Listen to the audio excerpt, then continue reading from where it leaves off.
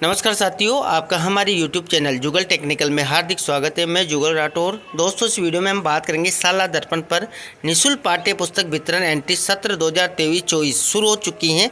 आपको पाठ्य पुस्तक वितरण की एंट्री किस प्रकार करनी है, इसकी पूरी ऑनलाइन प्रोसेस क्या रहने वाली है, किस प्रकार आपको पूरी जानकारी कंप्लीट जो है करनी है, इसकी पूरी जानकारी स्टेप बाय स्टेप मैं आपको इस वीडियो में देने वाला हूँ। जिसमें बुक डिमांड है, बुक प्रोफाइल हैं और डिस्ट्रीब्यूशन एंट्री है, वो किस प्रकार आपको ऑनलाइन प्रोसेस अपना पूरी जानकारी आपको इस वीडियो में मिलने वाली है। तो कंप्लीट पूरा वीडियो देखिए। और आप हमारे चैनल पे नए हैं और अभी तक आपने हमारे चैनल को सब्सक्राइब नहीं किया तो चैनल को सब्सक्राइब करें, बेल आइकन प्रेस करके ऑल पर जरूर क्लिक करें, क्योंकि ऐसी लेटेस्ट जानकारी मैं आपको लगातार देता रहता हूं। तो शुरू करते हैं। तो देखिए साथियों, सबसे पहले आपको शाला दर्पण स्कूल आईडी और पासवर्ड डालकर जो है लॉगिन कर लेना है। लॉगिन करने के बाद आपको शाला दर्पण का पेज इस प्रकार नज़र आता है। अब साथियों, जो सत्र 2023-24 चल रहा है, इसकी पाठ्य पुस्तकें, इसकी एंट्री आपको ऑनलाइन करनी है। यानी कि जो स्टूडेंट को आपने पाठ्य पुस्तक वितरण किया है उसकी एंट्री आपको शाला दर्पण पर चढ़ानी है। यानी कि वो किस प्रकार चढ़ानी है, तो देखिए यहाँ पर आपको एक ऑप्शन मिलता है योजनाओं का।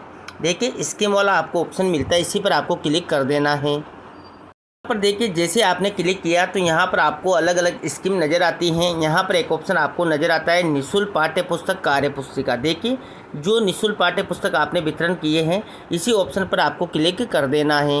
तो देखिए नीचे आपको अलग अलग ऑप्शन मिलते हैं। यहाँ पर एक ऑप्शन मिलता है आपको, देखिए विद्यालय में संचालित पुस्तकों का चयन करना है या स्कूल स्टॉक जो विद्यार्थी वितरण प्रविष्टि वो करनी है, डिमांड आपको चेक करनी है। तो यहाँ पर सारे ऑप्शन आपको मिल जाएंगे।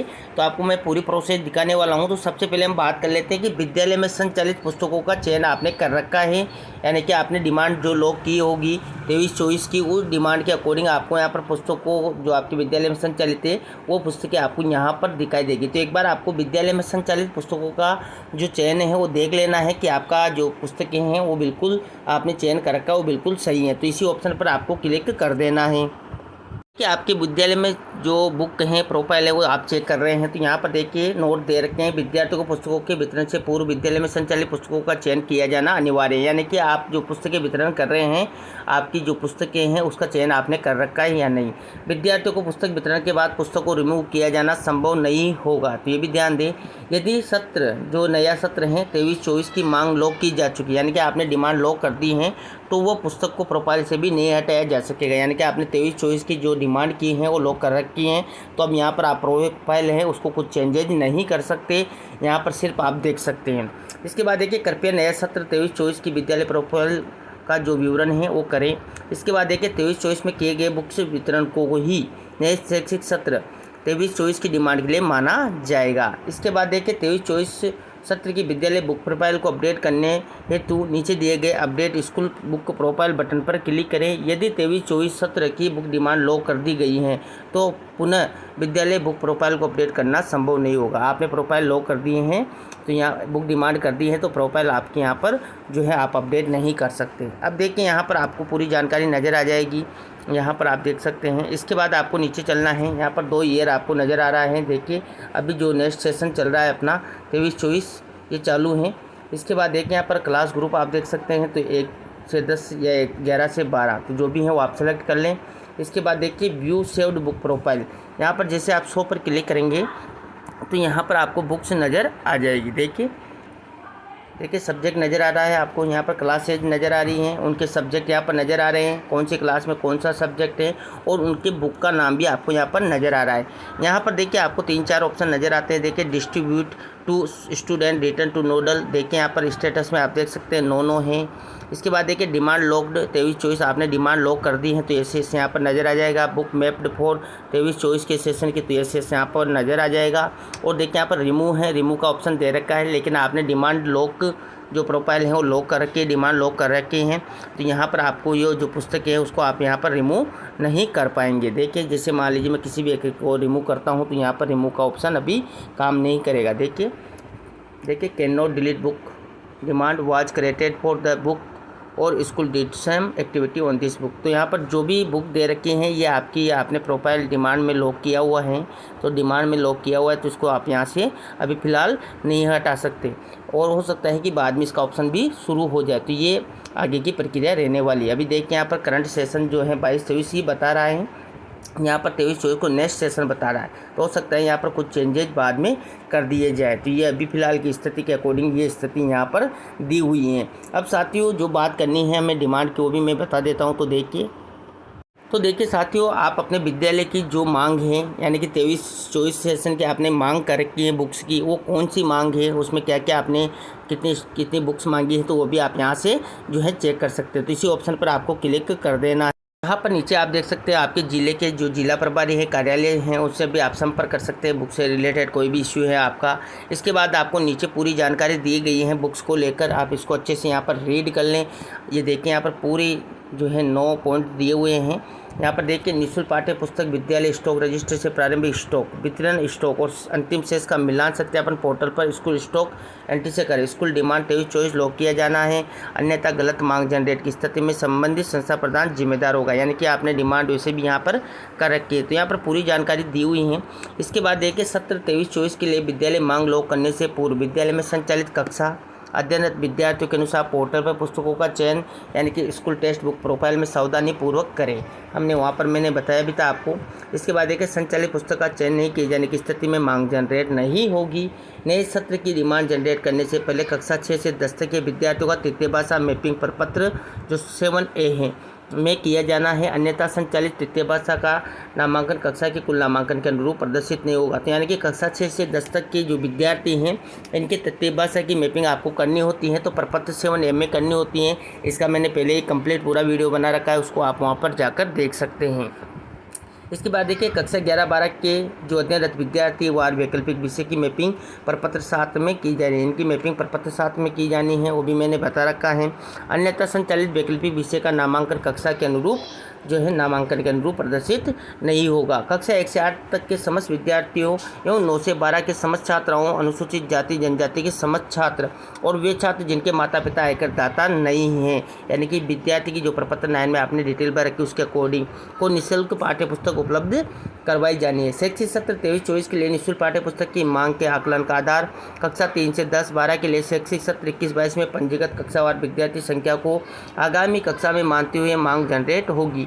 कक्षा 1-2 की मांग शैक्षिक सत्र 20-21 पंजीकृत कक्षावार विद्यार्थी संख्या के अनुसार होगी तथा कक्षा 11 के लिए वर्तमान सत्र के अनुसार होगी।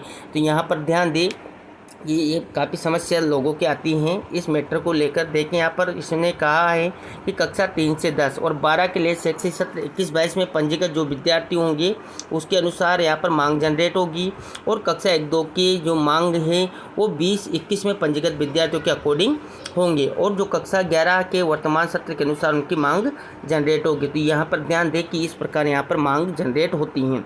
इसके बाद देखिए कक्षा 1 से 3 तक सभी विद्यार्थियों को 100% निःशुल्क पाठ्य पुस्तकें दी जाएगी, यानी कि उनको पुराने का कोई लफड़ा नहीं है।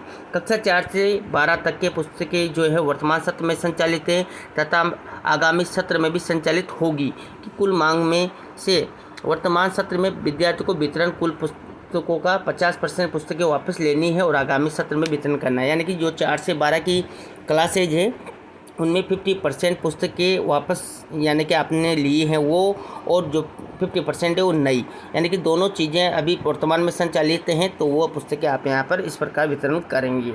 कक्षा 1 से 12 तक की पुस्तकें जो वर्तमान सत्र में संचालित हैं तथा आगामी सत्र में भी संचालित होगी का अवितरित नई पुस्तकों का स्टॉक कुल मांग में से कम किया जाकर मांग जनरेट होगी। तो मांग भी जनरेट इस प्रकार आपको करनी है। यहाँ पर आप देखिए आपको बुक डिमांड आप देख सकते हैं, तो 1 से 12 पर आप क्लिक कर दें और यहाँ पर देखिए view book demand for school, आपकी डिमांड क्या है, आपने क्या क्या डिमांड कर रखा है, तो वो यहाँ पर नज़र आ जाएगी। यही डिटेल मैंने आपको ऊपर बता दी है कि आपको प्रपत्र जो 7 है देखिए 6 से 12 तक तृतीय भाषा की डिमांड विद्यार्थियों द्वारा ली जाने वाली तृतीय भाषा के अनुसार कक्षावार जनरेट डिमांड के बराबर संख्या प्रविष्टि की जानी है, और कक्षा 11-12 के लिए में अध्ययनरत विद्यार्थी वार वैकल्पिक विषय की मैपिंग प्रपत्र 7 में किए जाने के उपरांत ही नामांकन प्रदर्शित होगा। तो यहाँ पर सिर्फ हम बुक डिमांड कर देख सकते हैं क्योंकि हमने जो डिमांड है वो लॉक कर रखी है। तो देखिए वही कक्षाएं आपको नज़र आएगी, विषय और उन पुस्तकों का नाम आपको नज़र आएगा। यहाँ पर देखिए अनुमानित नामांकन 23-24 का आपका बताया हुआ है और आगामी सत्र के लिए कुल मांग भी आपको यहाँ पर नज़र आ जाएगी, यानी कि आपका जो अनुमानित नामांकन होगा वही आपकी मांग यहाँ पर होगी। इसके बाद देखिए आप स्टॉक में जब जाते हैं तो यहाँ पर देखिए कक्षा 4 से 12 तक 50% पुस्तकें आपको वापस लेनी होती है, तो वो भी आपको यहाँ पर नज़र आ जाएगी। और विद्यालय में अगर आपके पास शेष अवितरित नई पुस्तकें पड़ी हुई हैं तो भी आपको यहाँ पर नज़र आ जाएगी। इन दोनों का योग यहाँ पर नज़र आ जाएगा। जब इन दोनों का योग आपको नज़र आ जाता है तो आपकी कुल मांग होती है। कुल मांग में से इन दोनों को शेष यहाँ पर बाकी निकाल कर और शुद्ध मांग यहाँ पर जनरेट की जाती है। जैसे कि हम यहाँ पर देख सकते हैं, देखिए अभी यहाँ पर मान लीजिए कक्षा 1 से 3 तो आपको नई पुस्तकें देनी है, पुरानी यहाँ पर लेते नहीं है। कक्षा 4-5 की मैं बात कर लेता हूँ। देखिए मान लीजिए यहाँ पर हमारे जो अनुमानित नामांकन है वो 14 का है और यहाँ पर डिमांड भी 14 की ही होगी। लेकिन यहाँ पर देखिए 5 पुस्तकें हमने 50% वापस प्राप्त कर ली हैं। पुरानी नई पुस्तकें हैं अवितरित शेष वो नहीं हैं। तो इस प्रकार 5 पुस्तकें आपके पास जो है वापस आपकी इस सेशन में आई हुई हैं। तो देखिए आपकी डिमांड 14 थी, तो यहाँ पर 5 को बाकी निकाल के 9 की ही डिमांड यहाँ पर की गई है। तो इसी प्रकार जो कक्षा 4 से 12 तक जितनी भी कक्षाएं हैं जिसमें आपने 50% वापस लेनी है और अगर आपके पास अवितरित नई पुस्तकें भी बची हुई हैं तो जो 50% वापस आपने लिए हैं और जो आपके पास बची हुई नई पुस्तकें उनका मिलान करके जो आप डिमांड कर रहे हैं उसको बाकी निकाल के आपकी शुद्ध मांग यहाँ पर होने वाली। तो इस प्रकार आप यहाँ पर डिमांड देख सकते हैं कि हमने क्या डिमांड किया हुआ है। इस प्रकार पूरी डिमांड आपको नज़र आ जाएगी। इसी प्रकार तृतीय भाषा में आपको यहाँ पर जो डिमांड है वो भी आप देख लें, आपने डिमांड कर रखी है उसी संख्यात्मक अनुरूप में आपको करनी है। जैसे कि यहाँ पर 17 है तो 17 आपको करना है, 18 आप नहीं कर सकते। हो सकता है किसी स्टूडेंट ने संस्कृत उर्दू दो लिया हुआ है तो यहाँ पर आप डिवाइडेशन भी उनका कर सकते हो। जिस प्रकार यहाँ पर डिमांड की बात मैं कर रहा था, डिमांड यहाँ पर लॉक कर दी गई है। पहले ही देखें यहाँ पर लॉक्ड पहले ही बता रखा है, तो आप यहाँ पर कोई चेंजेस नहीं कर सकते, सिर्फ अभी देख सकते हैं। इसके बाद आपको करना क्या है, डिस्ट्रीब्यूशन करना है, वो किस प्रकार करना है। तो देखिए साथियों, अब जो हमारा मुख्य कार्य है बुक डिस्ट्रीब्यूशन का वो अब शुरू हो चुका है। इससे पहले हमने जो जानकारी की थी वो संचालित पुस्तकों की हैं और मांग की जो हमने कर रखी है 23-24 की वो थी। अब यहाँ पर देखिए स्कूल स्टॉक और विद्यार्थी वितरण प्रविष्टि आपको करनी है। तो देखिए इसी ऑप्शन पर आपको क्लिक कर देना है। तो देखिए साथियों, पूरी प्रोसेस बताने में थोड़ा वीडियो लंबा हो जाता है लेकिन पूरी जानकारी देने का प्रयास होता है। इसके बाद देखिए यहाँ पर स्कूल डिस्ट्रीब्यूशन आपको करना है। तो देखिए कक्षावार पुस्तकें प्रदर्शित नहीं होने की स्थिति में फिर टेक्स्ट बुक प्रोफाइल में पुस्तक का चयन करें, तो हमने वो कर रखा है। इसके बाद देखिए कॉलम A1 में प्रविष्ट की जाने वाली नोडल से प्राप्त नई पुस्तकों की संख्या की प्रविष्टि नोडल से ऑनलाइन विद्यालय को पुस्तकें इशू किए जाने के उपरांत ही किया जाना संभव होगा। यानी कि नोडल अगर आपको पुस्तक इशू करता है तभी आप यहाँ पर डिस्ट्रीब्यूशन कर सकते हैं। अगर आपको नोडल जो पुस्तकें इशू नहीं करता है तो आप यहाँ पर जो है डिस्ट्रीब्यूशन भी नहीं कर सकते। देखिए नोडल से ऑनलाइन पुस्तकें इशू किए जाने पर ही निर्धारित कॉलम में ऑनलाइन प्रदर्शित होती रहेगी। तो यहाँ पर देखिए सेशन 23-24 है, distribution type free text book है, क्लास ग्रुप आपको सेलेक्ट कर लेने हैं। यहाँ पर 2 ग्रुप है, 1 से 8 का और 9 से 12 का। तो 1 से 8 के मैं बात कर लेता हूँ, गो पर आपको क्लिक कर देना है। जैसे आप इस पर क्लिक करते हैं तो नीचे आपको पूरी जानकारी नज़र आ जाती है। सबसे पहले क्लासेज आपको नज़र आएगी, सब्जेक्ट उनका नज़र आएगा और बुक नेम यहाँ पर नज़र आएगा। अब यहाँ पर आपको कुछ जानकारी अच्छे से समझ लेनी है। पहला यहाँ पर है नोडल से वर्तमान सत्र के लिए कुल इश्यू पुस्तकें। जो नोडल इश्यू करता है यानी कि जो पुस्तकें आपको वर्तमान में इश्यू करता है वो A1 में आपको नज़र आती है। यहाँ पर आप देख सकेंगे कि आपके नोडल ने आपको जो पुस्तकें दी हैं वो बिल्कुल सही है, आप उसको यहाँ से चेक कर लें। इसके बाद देखिए गत वर्ष की शेष अवितरित पुस्तकें, यानी कि गत वर्ष में आपके अगर कोई नई पुस्तकें आई थी और वो अवितरित रह चुकी हैं तो वो शेष रहेगी।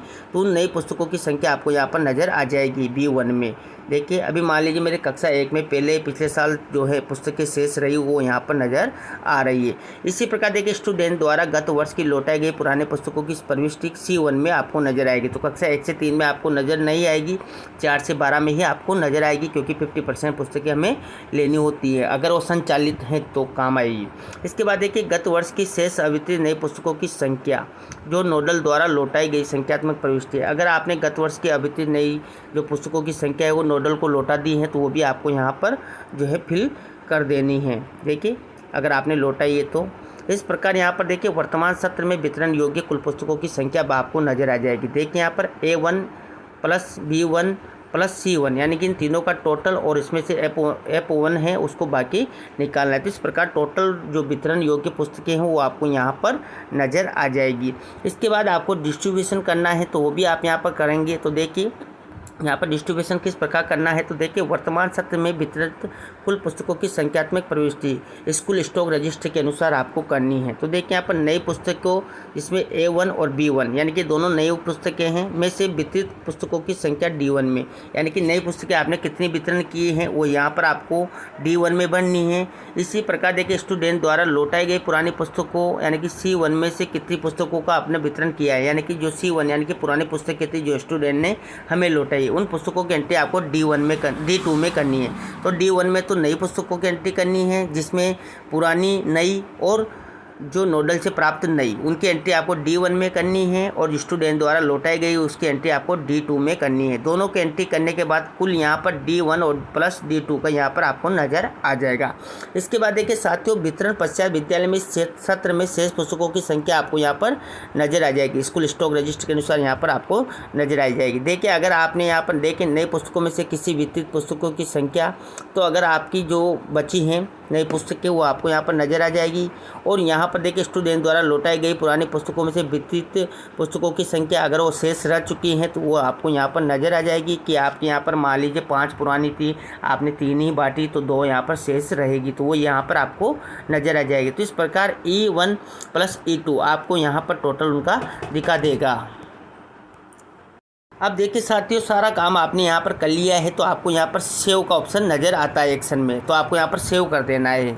और यहाँ पर रिसेट का ऑप्शन भी आपको नज़र आता है तो रिसेट कर देना है। तो साथियों यहाँ पर सभी जानकारी आपको अच्छे से समझ में आ चुकी होगी कि किस प्रकार आपको डिस्ट्रीब्यूशन करना है। उदाहरण के रूप में मैं आपको एक क्लास का उदाहरण भी यहाँ पर बताने का प्रयास करता हूँ। देखिए यहाँ पर साथियों जो यहाँ पर देखिए जैसे मान लीजिए मैंने क्लास 4 की मैं बात कर लेता हूँ। क्लास 4 में हमारे को नोडल ने 9 जो है बुक डिस्ट्रीब्यूशन किया है, नोडल ने किया हुआ है। पुरानी हमारे पास नई पुस्तकें 0 हैं और 5 स्टूडेंट से प्राप्त हुई है।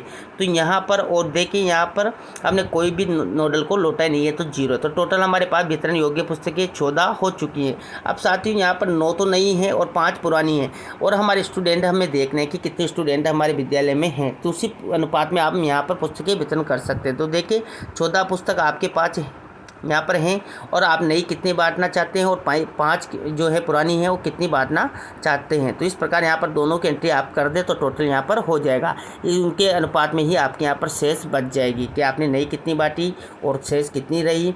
और यहाँ पर देखिए पुरानी पुस्तकों में से आपने कितनी बांटी और बाकी यहाँ पर कितनी शेष रही। तो इस प्रकार यहाँ पर आपको डिटेल नज़र आ जाएगी। तो देखिए साथियों मैंने यहाँ पर संख्या फिल कर दी है। देखिए स्टूडेंट हमारे यहाँ पर इतने ही हैं तो हमने यहाँ पर संख्या फिल कर दी है। अब आप यहाँ पर सेव पर क्लिक करते हैं तो आपके यहाँ पर डाटा एंट्री सेव हो जाएगी जो भी आपने स्टूडेंट का किया है। देखिए बुक डिस्ट्रीब्यूशन सेव्ड सक्सेसफुली।